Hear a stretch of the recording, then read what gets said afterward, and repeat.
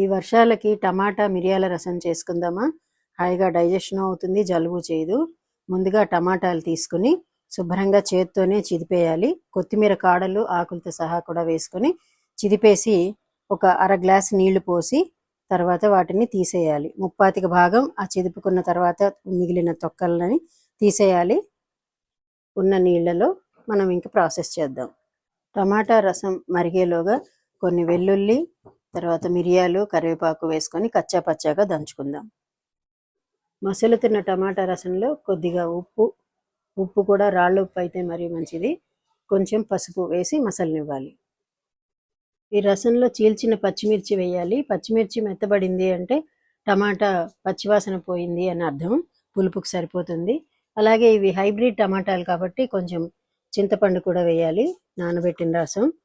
అయితే మనం తీసుకున్న టమాటాలను బట్టి ఎంత చింతపండు, ఉసిరికాయ ఎంత, గోలికాయ ఎంత, నిమ్మకాయ ఎంత అన్నది మీరే చూసుకుని ఆ రసం వేసుకోండి. పచ్చిమిర్చి మెత్తబడింది కాబట్టి మనం కచ్చా పచ్చాగా దంచి పెట్టుకున్న జీలకర్ర, మిరియాలు, వెల్లుల్లి గుండని వేద్దాం. ఈ గుండ కేవలం కొంచెం నురుగొచ్చేదాకా ఉడకాలి, అప్పుడే ఆ ఫ్లేవర్స్ అన్నీ మనకి బాగా తెలుస్తాయి. ఇప్పుడు పోపు కోసం పోపు బాణలు పెట్టి నూనె వేసి కొద్దిగా ఆవాలు, మినపప్పు వేసి అవి వేగిన తర్వాత ఇంగువ, ఎండుమిరపకాయలు దీనిలో తొడిమెలతో సహా వేసుకుంటే చాలా బాగుంటుంది.